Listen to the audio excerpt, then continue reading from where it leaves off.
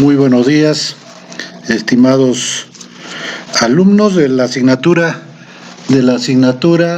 de Evolución del Terrorismo Nacional e Internacional. El día de hoy vamos a desarrollar nuestra quinta semana de clases correspondiente al día viernes 5 de febrero del año 2021. Mi nombre es el coronel de la Policía Nacional del Perú en situación de retiro, Limber Berrospian Blodegui. Mi correo es limber-b@hotmail.com. Mi celular para casos muy extremos y de urgencia, 989-1980-97. Toda clase de informaciones y consultas, realizarlo por intermedio del suboficial de tercera Coyuri o, en su defecto, a mi persona por el WhatsApp que se ha creado para tal fin. Como le dije anteriormente, nos toca desarrollar nuestra quinta semana, 5 de febrero del año 2021. En la primera sesión vamos a tocar sobre la organización terrorista del movimiento revolucionario Tupac Amaru.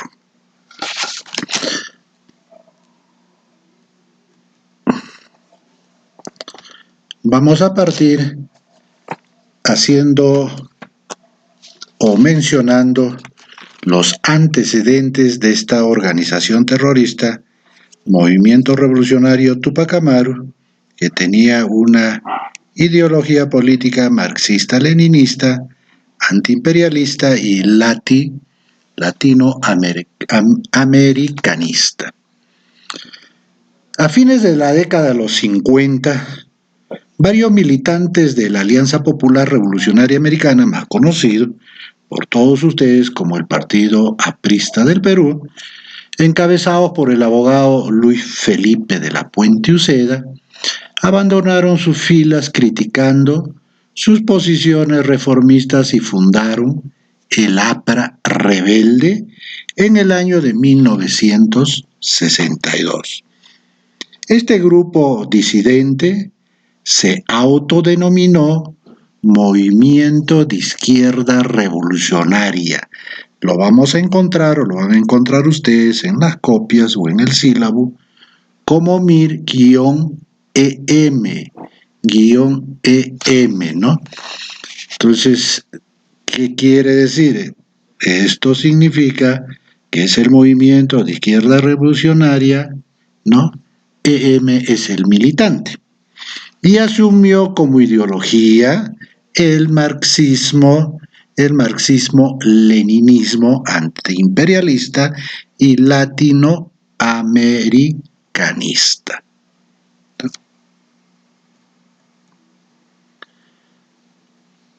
El MIR fue el primer partido de la denominada Nueva Izquierda, ¿no? Corriente que se caracterizó, ¿no?, por la crítica al Partido Comunista Peruano, que seguía las directivas del Partido Comunista de la Unión Soviética, y al APRA por abandonar sus primigenias tesis insurreccionales. Su vocación estaba orientada a hacer la revolución en el país vía la lucha armada.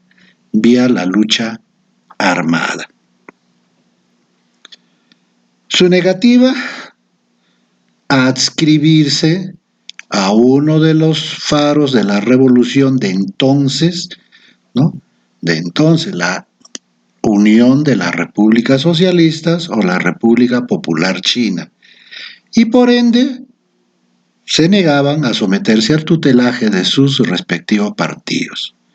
Es así que el 9 de junio del año 65, el MIR inició la guerra de guerrillas en el país, designando a los departamentos hoy conocidos como regiones de Piura, Junín y Cusco como los escenarios principales de esta insurrección. Sin embargo, Sus fuerzas solo entraron en acción en Junín a través de un frente que lo denominaron Tupac Amaru y en el Cusco a través del frente Pachacútec, siendo vencidos estos dos frentes por el ejército y fuerzas combinadas tanto de la Guardia Civil como de la Guardia Republicana en solo 6 meses. Los principales dirigentes de este denominado Movimiento de Izquierda Revolucionaria o MIR, ¿no?, entre las que figuraba como uno de sus principales dirigentes al exaprista Luis de la Puente Uceda, Guillermo Lobatón Mille y Máximo Velando, los mismos que fueron eliminados, ¿no? En los años siguientes, los pocos sobrevivientes del MIR trataron de reconstruir su organización inspirados en las palabras de la Puente, ¿no?, que decía: el camino de la revolución es el único camino que le queda a nuestro pueblo. No obstante, en 1967 se produjo una diáspora de los militantes del MIR primigenio, quienes tiempo después dieron origen a numerosas organizaciones con las siglas del MIR. Entre ellas podemos mencionar las siguientes, ¿no? MIR el Militante, MIR Voz Rebelde, MIR Vanguardia Roja, MIR Cuarta Etapa. Es decir, todos los MIRs reconocieron la absoluta vigencia del pensamiento y la acción de Luis Puente de Uceda, quien fue pues el que inició, ¿no?, las guerrillas del año de 1965. Eso también es parte de un trabajo que que le he encomendado a uno de vuestros grupos. En tanto, en el año de 1976, jóvenes radicalizados de la democracia cristiana y militantes velasquistas fundaron el Partido Socialista Revolucionario, reivindicando el nacionalismo y las reformas del gobierno de Juan Velasco Alvarado, quien, a través del golpe de Estado del año de 1968, se había apoderado del poder. En 1978, las posiciones entre los cuadros públicos y los integrantes de la denominada Orga se volvieron irreconciliables. Estos últimos, entre los que se encontraban algunos integrantes de la Asamblea Constituyente, ¿no?, que fue el preámbulo para la devolución del poder a un gobierno constitucional que iba a ser elegido a través de las elecciones generales de 1980. ¿No? Abandonaron el Partido Socialista Revolucionario, acusando a los primeros de privilegiar el trabajo legal y soslayar el trabajo militar insurreccional del partido. Poco tiempo después, estos mismos militantes fusionaron o fundaron el Partido Socialista Revolucionario Marxista-Leninista, ¿no? Tanto el MIR EM como el PCRML, es decir, el militante y el marxista-leninista, reclamaron ser parte de la corriente proletaria y socialista latinoamericana. Como pueden ver ustedes, aquí ya está, ¿no?, el movimiento de izquierda revolucionaria, ¿no?, el M, que significa el militante, y el Partido Socialista Revolucionario Marxista-Leninista son los que forman el MRTA. Vamos a seguir desarrollando este cuadrito donde están observando ustedes, ¿no?, cuales fueron la captura de los líderes y la destrucción de los campamentos guerrilleros. Vamos a ir avanzando en los antecedentes o las raíces e influencias que dieron lugar al MRTA. Tanto el Movimiento de Izquierda Revolucionaria, EM, y el Partido Socialista Revolucionario, ML, ¿no? Reclamaban, pues, como les dije anteriormente, ser parte de la corriente proletaria y socialista latinoamericana. Esta corriente tuvo como características principales su diversidad política e ideológica, su posición socialista y la legitimación del uso de la violencia como el único medio para conquistar el poder. Asimismo, incorporó a su perspectiva el pensamiento y acción de Che Guevara. Van a encontrar ustedes en sus sílabus y en las distintas investigaciones, trabajos u obras al respecto, ¿no? Como la denominación como guevaristas, ¿no? El ejemplo de las revoluciones, tanto cubana y vietnamita, también las diversas experiencias políticas y militares del chileno Movimiento de Izquierda Revolucionaria, del uruguayo Movimiento de Liberación Nacional, llamado los Tupamaros, y de los argentinos, Partido Revolucionario de los Trabajadores y del Ejército Revolucionario del Pueblo, su brazo armado, así como también de los montoneros.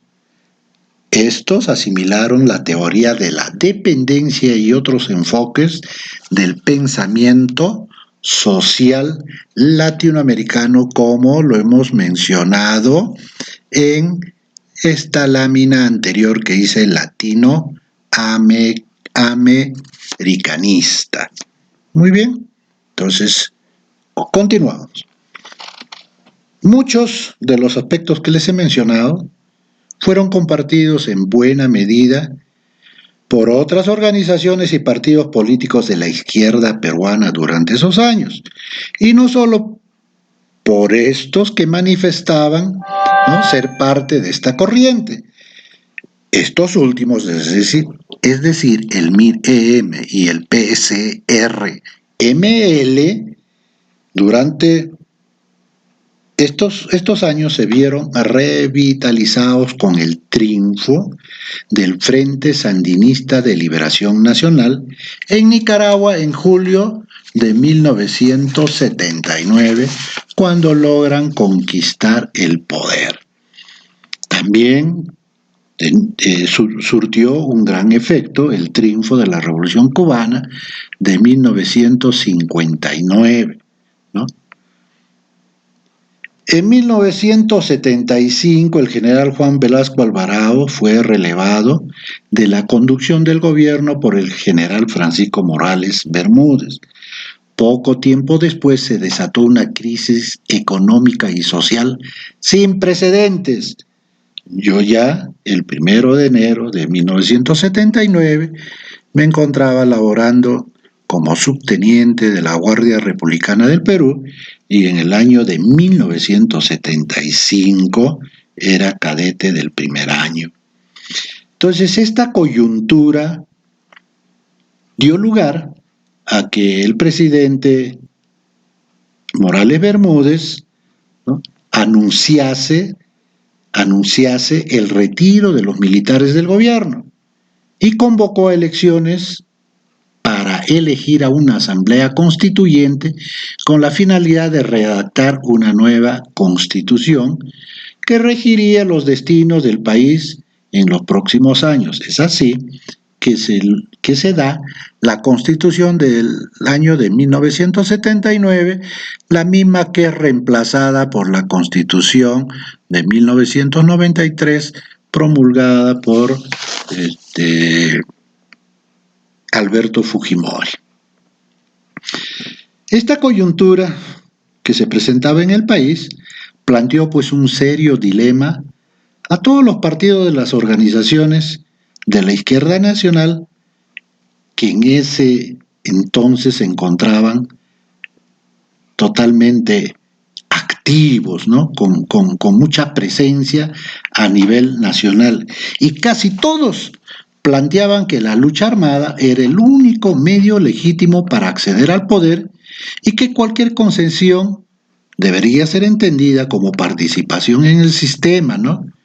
Mediante las elecciones, era pues sinónimo de traición a sus postulados ideológicos y políticos. Sin embargo, no obstante, este discurso y esta prédica permanente y diaria, ¿no? Un sector mayoritario de la izquierda participó en aquellas elecciones y lógicamente que no ganó, ¿no? Y el que ganó fue Fernando Belaúnde Terry, el arquitecto Fernando Belaúnde Terry de Acción Popular, ¿no? Es también bueno que ustedes sepan, en esa vez, Alberto Gálvez Olaichea, ¿no? Dijo que la lucha electoral, ¿no? Y la democracia era un mecanismo táctico para todos. Vanguardia Revolucionaria, el Partido Socialista Revolucionario, el MIR, todos pensábamos, decía, que la lucha electoral era un mecanismo táctico de acumulación de fuerzas en función del gran objetivo que era la revolución. Entonces ellos justificaban que parte de la izquierda participe pues en estas elecciones de 1980, ¿no? Entonces en ella se observó la participación pues de la Izquierda Unida, del Frente Obrero Campesino y Popular, llamado FOSEP, la Unidad Democrática Popular, más conocida como la UDP, ¿no? Y otras tendencias o facciones más de la izquierda. Posteriormente, varias agrupaciones de izquierda entre las que se encontraba, ¿no? tanto el MIR, ¿no? El Militante y el Partido Socialista Revolucionario Marxista-Leninista conformaron pues el Frente de Revolucionario Anti-Imperialista, como les he mostrado en la lámina anterior, ¿no? Anti-imperialista. Entonces, este esquema no se me ha ocurrido o no se le ha ocurrido a los que conocemos los antecedentes y el origen de este partido o de este movimiento, esta organización terrorista, para colocarlos al libre albedrío, ¿no? Entonces, conformaron el Frente pues Revolucionario Antiimperialista y por el Socialismo FRAS, cuyo objetivo era desarrollar y afirmar la tendencia proletaria y socialista. Aparte, que buscaban canalizar también inquietudes de carácter militar, como vamos a ver más adelante, ¿no? A través de la formación de su ejército guerrillero popular. Muy bien, vamos a continuar entonces con el desarrollo, ¿no? de nuestra clase. Entonces, resumiendo, podemos decir que los orígenes de la organización terrorista Tupac Amaru, ¿no? se remonta a junio del 80, cuando se unen el movimiento de izquierda revolucionaria, el Militante, MIR-EM, y el Partido Socialista Revolucionario Marxista-Leninista, PSRL-ML, a raíz de un acuerdo tomado en la denominada Conferencia Unitaria, teniendo como objetivo el reinicio de la lucha armada, es decir, la continuación de las guerrillas del MIR de 1965, como les he mencionado anteriormente, dirigida por Luis de la Puente Uceda, Lobatón Mille y Belando, entre otros. La unidad del Partido Socialista Revolucionario ML y del MIR-EM, el 01 de mayo del 82 adopta el nombre de Movimiento Revolucionario Tupac Amaru, iniciando sus acciones terroristas ese mismo año. ¿Cuáles son las principales características de este movimiento, organización terrorista Tupac Amaru? Su sustento ideológico-político es marxista-leninista, aparte de tener la corriente del pensamiento nacionalista e integracionista, además de latinoamericano o latinoamericanista, ¿no? ¿Cuál era su objetivo? Su objetivo es la captura del poder, la destrucción de los aparatos de dominación de la burguesía e implantación del socialismo. Tenía un programa democrático y revolucionario popular, ¿no? No tiene un programa de acción política definida, ¿no? La espectacularidad en sus acciones y empleo de la simbología, como vamos a ver, o ya han observado ustedes anteriormente en las vistas, ¿no? ¿Cuál era su símbolo? ¿No? Están viendo también en esa lámina, en la parte, ¿no? En la parte superior, ¿no? Ven ustedes aquí, esta tenía la simbología de quién, ¿no? Es el rostro de Tupac Amaru II, ¿no? Conocido también como José Gabriel Condorcanqui, ¿no?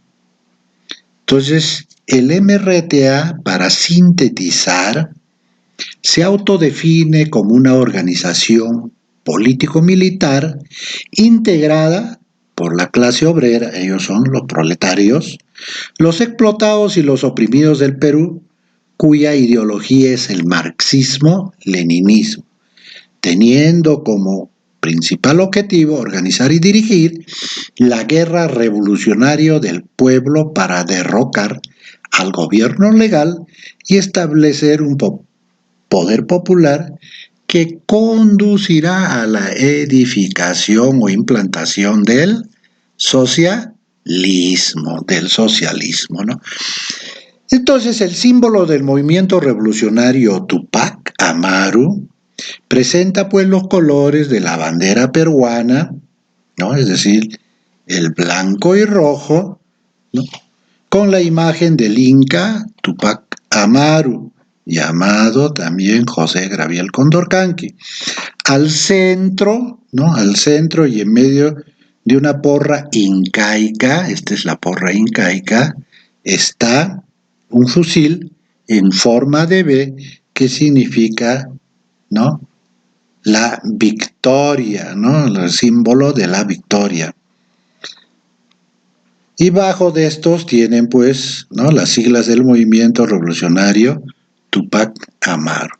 Actualmente, la dirección de la organización terrorista Tupac Amaru se encuentra pues totalmente desarticulada en razón de que la mayoría de sus integrantes se encuentran en prisión y los pocos que se encuentran libres están en el extranjero, desde donde tratan de reorganizarse para continuar desarrollando su denominada lucha revolucionaria. Asimismo, su estructura original, que vamos a explicar un poco más ampliamente más adelante, conformaban pues sus frentes guerrilleros. El día de hoy estos se encuentran inactivos. También es preciso o es necesario mencionar que dos de sus cuadros importantes hoy están incluso postulando para una candidatura al Congreso. Entonces aquel grupo que se le ha encargado el trabajo del MRTA será el encargado de mencionarlo para que lo conozcan todos en el trabajo, como lo vuelvo a repetir, encomendado, ¿no? También su facción de la dirección militar. Bueno, vamos a seguir primero con las principales características, ¿no? Entonces, la espectacularidad en sus acciones y empleo de la simbología, cuando haga una conclusión sobre el MRTA, ahí les voy a mencionar cuáles fueron estas espectaculares, ¿no? Como las tomas, pues, de los pueblos en Tarapoto, así como las incursiones que hubo en las localidades de Oxapampa, Chanchamayo, Junín, etcétera, ¿no? O la muerte del general López Albújar, ¿no? La participación, otra de sus características es la participación en su movimiento de elementos de otros países y vinculación con organizaciones terroristas regionales para la constitución del Batallón América, ¿no? Vinieron pues, varios colombianos, nicaragüenses, incluso la más conocida de ellas tuvo una militante que pagó prisión y hace muy poco fue liberada y hoy se encuentra en Estados Unidos, ¿no? Ella es Lori Berenson, ¿no? Otra de sus características es que el financiamiento, ¿no?, de su organización es mediante los cupos al narcotráfico, así como los asaltos, extorsión y secuestros. Ellos fueron los que diseñaron las llamadas cárceles del pueblo, ¿no? Su fuerza dirigente emerge de la pequeña burguesía, el proletariado y el campesinado, ¿no? Entonces, dentro de sus cuadros dirigenciales y sus militantes tenían personas que provenían de la burguesía, provenían del proletariado y el campesinado. No logró gran adhesión popular, pese a que como una de sus formas de poder convencer para que se adhieran a su causa, efectuaban los famosos repartos populares luego de efectuar sus asaltos, sus robos en las localidades o zonas aledañas donde intervenía su ejército guerrillero popular, ¿no? Sus enemigos eran pues el imperialismo, la gran burguesía y los aparatos de dominación del Estado peruano. Los principales miembros de la cúpula del MRTA, ¿no? ¿Quiénes fueron, no? Su fundador fue Víctor Alfredo Polay Campos, ¿no? Actualmente todavía se encuentra en prisión, ¿no? A él se le conocía como el camarada Rolando, ¿no? El número 2 era pues Néstor Serpa Cartolini Evaristo, muerto durante el rescate de la embajada del Japón. Peter David Cárdenas Schultz actualmente ya está en libertad y también es uno que está haciendo vida política, ¿no? Pues tenemos a Miguel Wenceslao Rincón, que actualmente todavía sigue en prisión, ¿no? Tenemos a Alberto Galvez Olaechea Rodrigo, que ya ustedes se van a encargar de saber qué es lo que hace este señor. Ya hoy está en libertad, ¿no? María Lucero Cumpa Miranda, igual manera, Jaime Castillo Petrucci, ¿no? Rodolfo Klein Samamés, Emilio Villalobos Alba, Hugo Pedro Avellaneda Valdés, conocido también como el Negro Eloy, ¿no?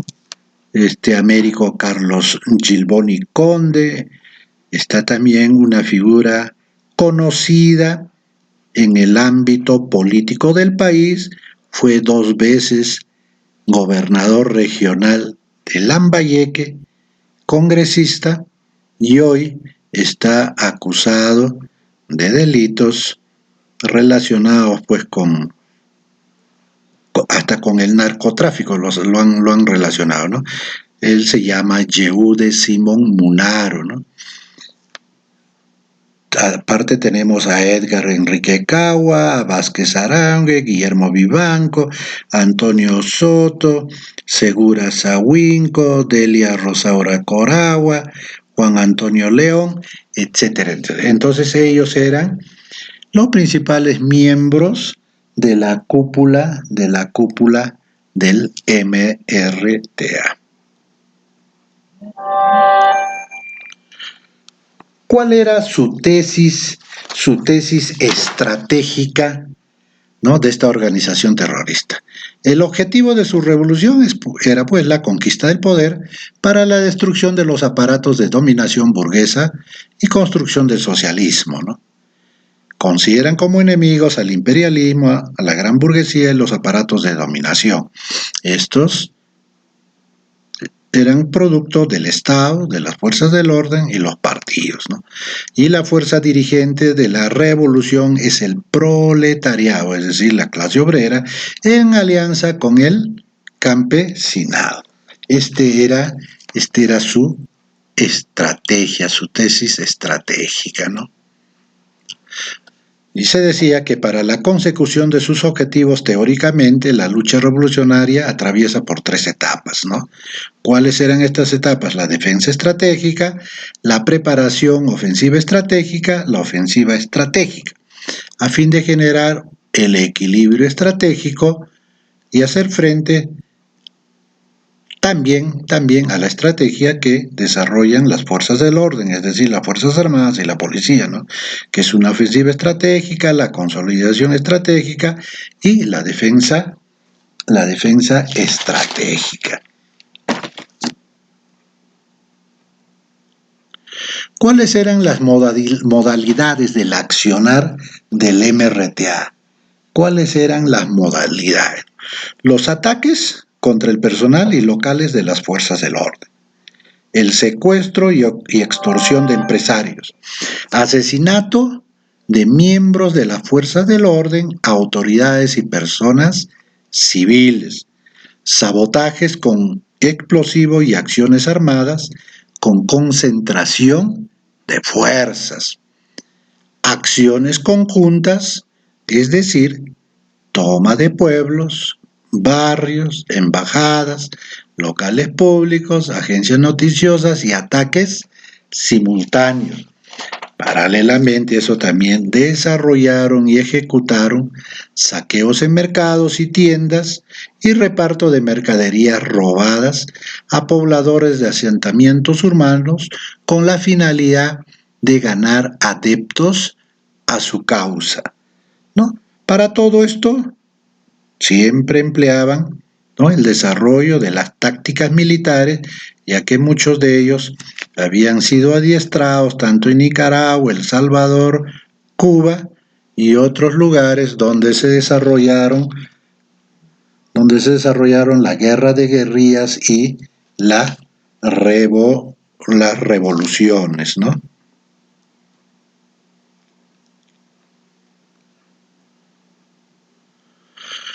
¿Cuál era el trabajo internacional del MRTA? ¿Cuál era el trabajo internacional? Para el desarrollo de su estrategia, sostenían que deben incidir en 3 campos, ¿no? La dirección estratégica, es decir, tener un partido debidamente organizado, tener unas fuerzas armadas revolucionarios, es decir, un ejército guerrillero popular y un frente de masas, ¿no? Y que además todo esto deben contar con una línea internacional, Es así que en agosto del año 88, en su segundo comité central, aprueban su línea internacional que ha posibilitado su vinculación, ¿no?, con organizaciones internacionales de similares concepciones marxistas-leninistas de Europa y América, como vamos a observar en la siguiente lámina, ¿no? Tenían en Suecia, en Francia, en Alemania, en Italia, España, especialmente también en Estados Unidos, en distintos estados, ¿no? Washington, tenían pues en Miami, tenían en California, etcétera, etcétera, ¿no? Eran pues dirigidos por un delincuente terrorista llamado Isaac Velasco Fuertes, ¿no? Para ello hacían uso permanentemente del internet y todas sus relaciones eran pues bastante fluidas. Entonces sus vínculos eran tanto en Europa hacia los Estados Unidos y dirigidos o centralizados en el Perú. Muy bien, antes de entrar a la segunda sesión, vamos a hacer una pequeña conclusión de lo que fue esta organización terrorista denominada Tupac Amaru, ¿no? Tomen nota, si tienen una grabadora, grábenlo, de ser posible, descuelguen esta explicación o estas conclusiones que les voy a dar en esta explicación para aquellos que están encargados de desarrollar este trabajo tengan una línea a seguir para sus conclusiones, ¿no? Entonces podemos decir que los inicios del movimiento revolucionario Tupac Amaru MRTA estuvieron pues marcados por la tradición guerrillera de la izquierda latinoamericana, ¿no? Inaugurada con el triunfo cubano de 1959. Asimismo, también fueron fuertemente influenciados y se nutrieron de las experiencias del Frente Sandinista de Liberación Nacional, ¿no? Los que llegaron pues al poder en el año de 1979, ¿no? También del salvadoreño Frente Farabundo Martí para la Liberación Nacional y del colombiano a través del movimiento 19 de abril o el más conocido como el M19. Esto dio lugar aquí en el Perú. Los partidos que dan origen al MRTA son el MIR, el Militante y el Partido Socialista Revolucionario Leninista, quienes se unen en una sola organización en 1980, fundando el MRTA el 1 de marzo de 1982. Es decir, el 1 de marzo de 1982 se funda el MRTA. Segunda conclusión, el MRTA buscó diferenciarse del Partido Comunista Sendero Luminoso, organizando un ejército guerrillero, que lo denominaron Ejército Popular Tupac Amarista, bajo el modelo convencional de la guerrilla latinoamericana. Esto quiere decir que lo organizó en columnas de combatientes, provistos de armas de guerra, uniformados y concentrados en campos fuera de las áreas pobladas. Esta estructura militar fue complementada por destacamentos especializados que lo llamaron Fuerzas Especiales, las mismas que actuaron en medios urbanos y rurales desde fines, ¿no?, de los 80. Es decir, comenzaron en el 86, 87, 88, 89, porque el año 85 le dieron una tregua al gobierno de Alan García por haber sido recientemente elegido como gobierno del Perú y para ver qué mejoras había a favor del proletariado y del campesinado, ¿no?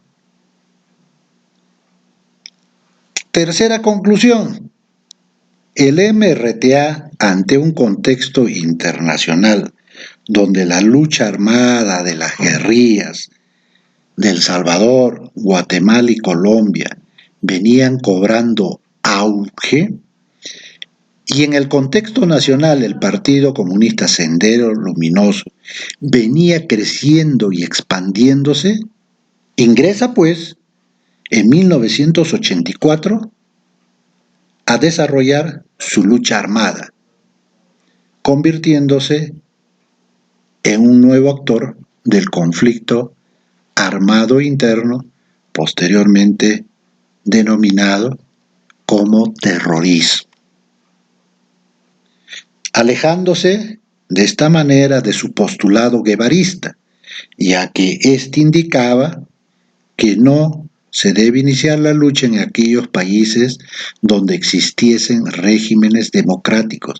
Y el Perú, desde 1980, con Con la llegada al poder del arquitecto Fernando Belaúnde Terry, ya nos encontrábamos en un gobierno democrático y el 85 nos encontrábamos en un nuevo gobierno democrático encabezado por Alan García.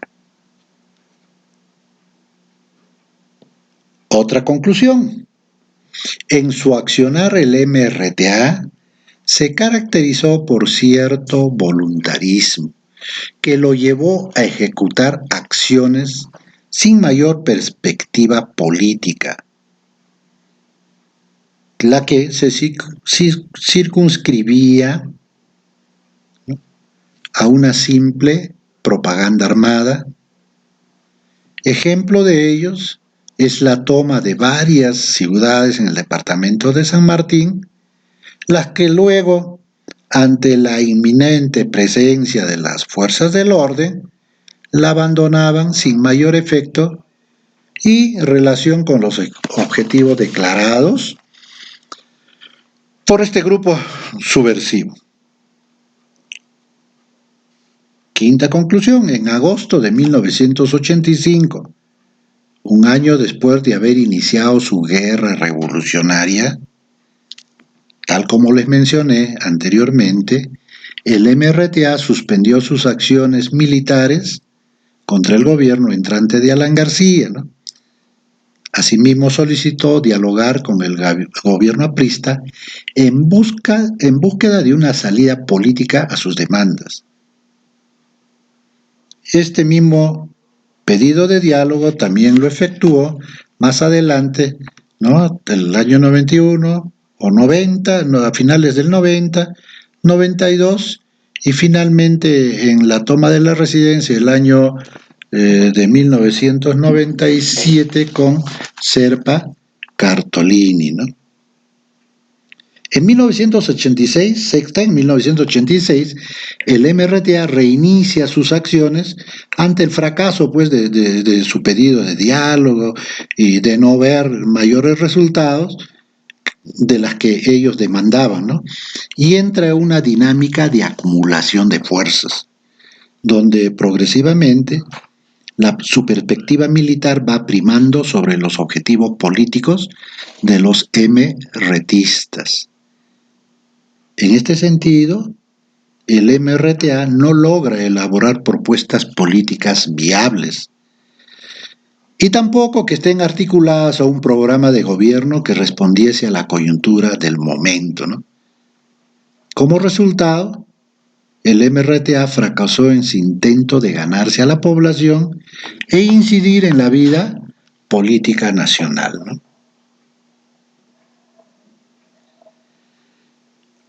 Otra conclusión, séptima, en el esfuerzo por convertirse en un actor principal dentro del conflicto armado interno, la línea militar del MRTA se fue convirtiendo en un fin en sí mismo, subordinando sus acciones a la lógica de la guerra. Es decir, comenzaron a actuar igual de la que venía siendo Sendero Luminoso y las fuerzas del orden en su afán de vencerse unos a otros, ¿no? Entonces este viraje marca un punto de quiebre en el MRTA. Las tendencias más políticas de esta agrupación abandonaron sus filas. En este periodo comienza el secuestro de empresarios. El primero de ellos se realiza en 1987 con el fin de canjear a sus rehenes por grandes sumas de dinero que le permitiesen financiar su guerra. Posteriormente, en 1989, en el intento de tomar la ciudad de Tarma, los MRTistas se encuentran con una columna del ejército en el límite de los distritos de Huertas, jurisdicción de Los Molinos, en la provincia de Jauja, del departamento del Junín, siendo abatido 58 de los subversivos que integraban esta columna. Este duro golpe o revés al MRTA motivó o los impulsó a llevar a cabo el asesinato del general del ejército peruano, Enrique López Albújar, ¿no? Hecho que en lugar de causar eh, eh, temor, conmoción o que haya mayores adeptos a su causa, generó un repudio de amplios sectores sociales y políticos del país, ¿no? Octava conclusión. A fines de los 80 y comienzo de los 90, el MRTA enfrentaba un contexto desfavorable para sus pretensiones.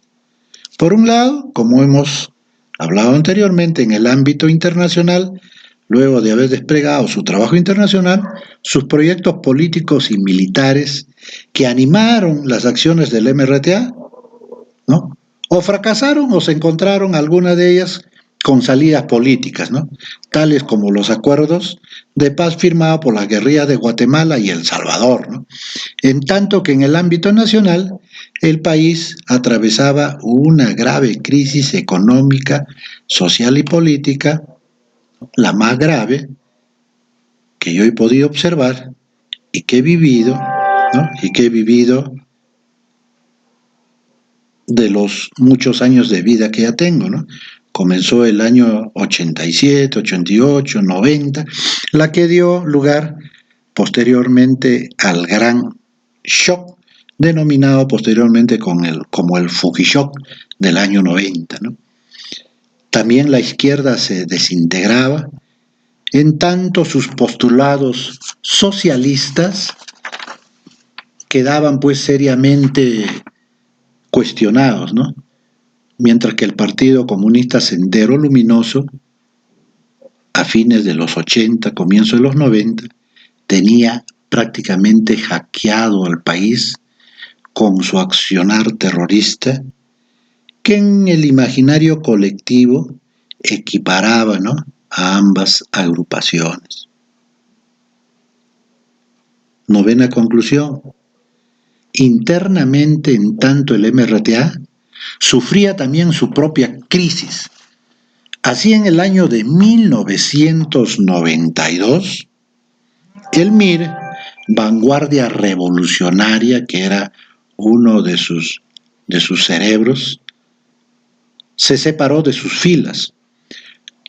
Los principales líderes MRTistas habían sido capturados por la policía, mientras que los militantes que desertaron de sus filas, acogidos por la ley de arrepentimiento que impulsó el gobierno de Alberto Fujimori, facilitaron también la captura de otros MRTistas. Entre ellos cayeron, como les he mencionado anteriormente, ¿no?, cayeron en poder de la policía Víctor Alfredo Polay Campos por 2 oportunidades. En la primera logró fugarse del penal en la que estaba preso, ¿no?, que también ustedes, los que realizan el trabajo, van a explicarlo cómo fue y dónde fue.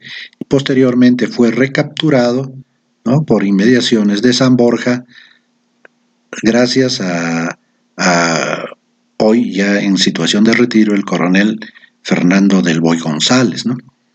Fueron capturados Peter David Cárdenas Schul, fue capturado Miguel Wenceslao Rincón, fue capturado Néstor Serpa Cartolini, Alberto Gálvez, etcétera, etcétera, ¿no? Y la principal, ¿no?, la más sanguinaria de todos, María Lucero Cumpa Miranda, la que también logró fugarse, anteriormente logró fugarse cuando era pues transportada desde una diligencia judicial, ¿no?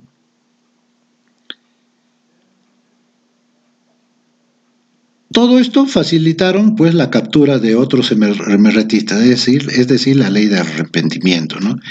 Ello condujo a la desarticulación del frente nororiental del MRTA, quedando aislado únicamente en el frente central, que, como los expliqué anteriormente, también había sufrido un duro revés, ¿no?, un duro revés en los huertos, en Los Molinos, más conocido como en Los Molinos, donde murieron 58 subversivos integrantes de su columna. Casi todos murieron, creo que escaparon 2 o 3, no se sabe exactamente, pero fueron mínimamente los que lograron huir, ¿no? Porque fueron emboscados y abatidos, ¿no?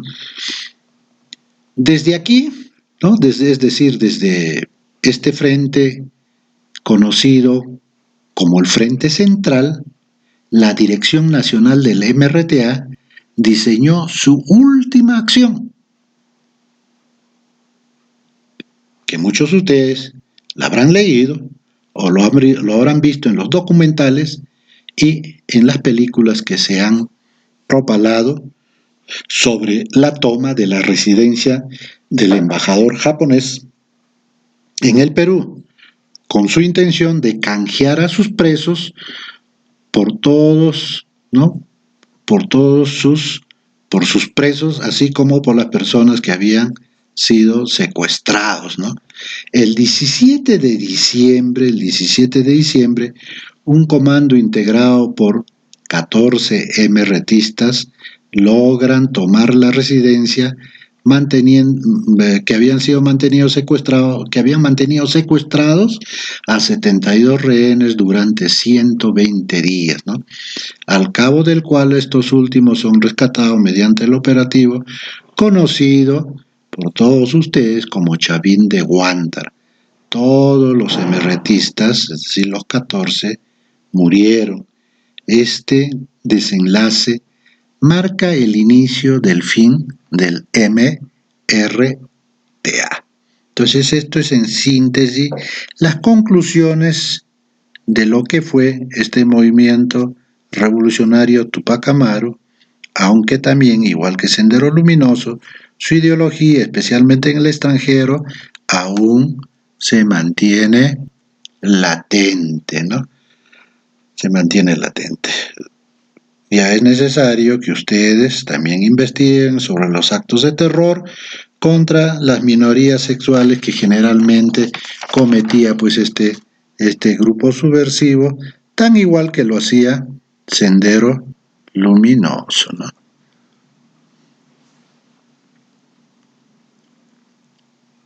Muy bien, en esta segunda sesión hablaremos sobre las organizaciones de fachada y las organizaciones generadas, tal igual como desarrolló el grupo o la organización terrorista Sendero Luminoso. Ellos también generaron, ¿no?, organizaciones o crearon organizaciones de fachada. Dentro de ellas tenemos a la Asociación por la Defensa de la Vida y la Libertad, Micaela Bastidas, ¿no?, cuyas siglas son APRODEVIL-MB o Micaela Bastidas, ¿no? Sus acciones que realiza son pues las movilizaciones, son los plantones, marchas, exigiendo mejoras carcelarias para todos aquellos militantes o sus integrantes que todavía purgan condena, sanciones para responsables de la muerte de sus familiares y permanentemente pues difunden la problemática que vienen afrontando sus presos, que la denominan políticos, en las diversas cárceles de la capital, especialmente. En provincias también existen, pero los de menos importancia o simplemente los que han sido militantes, ¿no? Entonces, esta creación de estos organismos de fachada tiene pues como finalidad impulsar su trabajo de captación de masas a través de la infiltración en diversos organismos estudiantiles, sindicales, gremiales o asociaciones en conflicto, ¿no? También tenemos la Asociación de Familiares de Víctimas y Caídos. Acá está lo que hemos mencionado anteriormente en Los Molinos, Jauja y Vicarías de Solidaridad en Puno, ¿no? También tenemos ONGs conocidas como Alas y Generación. También tienen el Movimiento de Liberación 19 de Julio. Su nombre conmemora el paro nacional del 19 de julio de 1977 contra el gobierno de Francisco Morales Bermúdez, ¿no?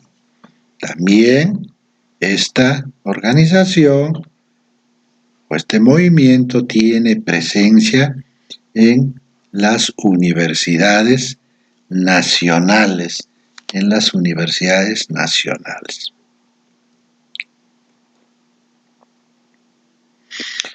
También paralelamente a eso también tiene pues integración estudiantil, movimiento José María Argueras, el colectivo Mariátegui Guevarista y entre muchas otras más.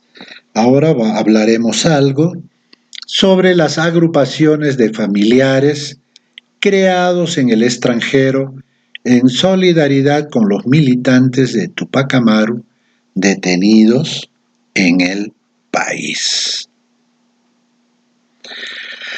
La organización terrorista denominada Tupac Amaru han creado algunas agrupaciones de familiares a nivel internacional con la finalidad de desarrollar, como les dije anteriormente, campañas de propaganda, ¿no?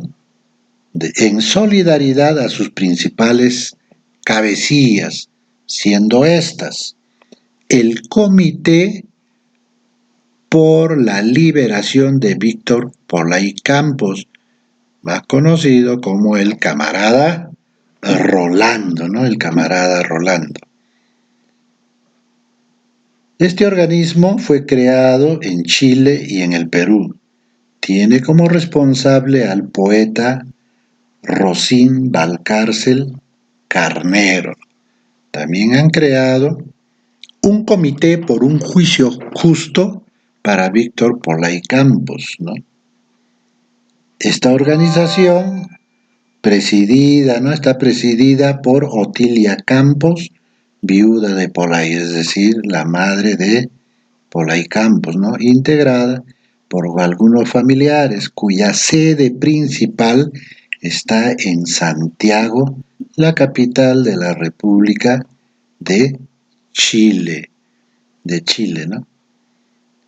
También han creado la coordinadora, esta coordinadora, ¿no? Cuenta pues con el apoyo de la organización chilena, Coordinadora Chilena de Expresos Políticos de Santiago, ¿no? Los expresos de Santiago. Este comité internacional, ¿no? Que está encabezada por Roque González La Rosa, ¿no? En Venezuela, creado el año 2008, en mayo del año 2008, tras la detención y posterior procesamiento a juicio por delito de terrorismo del delincuente terrorista de Tupac Amaru, Roque González La Rosa. También tenemos el Comité Comandante Obrero Néstor Serpa Cartolini, quien fue muerto en la operación Chavín de Huántar el año de 1997, ¿no? En el año de 1997. Esta organización o este comité fue organizado en Lima en los años 2004 del 2000 al 2004, ¿no? También tenemos la Comisión por la Liberación de Presos Políticos del Perú, Micaela Bastida, cuya sede está en Chile, que ya lo hemos explicado anteriormente. Esta fue creada desde la mitad de la década de los años 90, es decir, entre el año 95 y 96, ¿no? Siendo uno de sus principales dirigentes el activista emeritista Teófilo Apari Cuba, padre del delincuente terrorista de Tupac Amaru, Aníbal Augusto París Sánchez, actual esposo de la interna Lori Berenson Mejía. Es preciso señalar que Lori Berenson Mejía ya fue liberada, ¿no?, hace aproximadamente antes de que comience la pandemia, y fue expulsada a su país de origen, es decir, a los Estados Unidos, ¿no? A los Estados Unidos. Se han venido creando, pues, organismos de fachada a nivel internacional con la finalidad de desarrollar, ¿no?, la campaña de propaganda en solidaridad de sus principales cabecillas como parte de las organizaciones de fachada, ¿no?, en el extranjero, ¿no? Entonces acá tenemos, pues, el Comité por la Liberación, el Comité, tal como les he mencionado ya en la lámina anterior. Muy bien. Entonces ahora sí pasaremos a explicar algo sobre las acciones armadas, secuestros, extorsiones y asesinatos del MRTA de mayor connotación realizado por las fuerzas especiales del MRTA. Tenemos pues el asesinato del exministro de Defensa General EP López Albújar, la misma que se produjo el 09 de enero de 1990 como represalia a la muerte de los 58 subversivos en Los Molinos. Tenemos los coches bombas contra la embajada de los Estados Unidos, ¿no?, del 31 de enero del 91 y del 11 de febrero del año 92, que causaron pues gran impacto, originando varios muertos y decenas de heridos. También tenemos el coche bomba al Ministerio del Interior, específicamente donde se encontraba el grifo, ¿no?, de la Policía Nacional del Perú, donde también hubo 2 muertos, si mal no recuerdo, y hubo muchos heridos y grandes daños materiales. Acá tenemos el asalto a la residencia del embajador del Japón el 17 de diciembre de 1996. Tenemos de la comisaría de Villa El Salvador, el ataque subversivo del 22 de enero de 1984, es decir, cuando iniciaba sus acciones armadas como una muestra del inicio de su lucha armada. También tenemos atentados contra el Palacio de Gobierno en marzo de 1987, ¿no?, uno de los primeros secuestros y asesinatos de empresarios nacionales y extranjeros de Raúl Iraoka, así como también de el empresario Bayón, ¿no?, esto en el año de 1993, y la incursión armada pues a Yurimaguas en el año de 1990. Este es a grandes rasgos de lo que fue el movimiento revolucionario Tupac Amaru en el Perú, y su tesis, su estrategia, sus distintas acciones y la forma como se desarrolló. Muy bien, entonces espero que les haya gustado esta explicación. Ustedes pueden navegar y encontrar mayor información para que realicen su trabajo en el informe de la Comisión de la Verdad, así como en los distintos artículos que van a encontrar en Google. Muy bien, estimados alumnos, gracias por su atención. Esta semana no les voy a dejar ningún trabajo.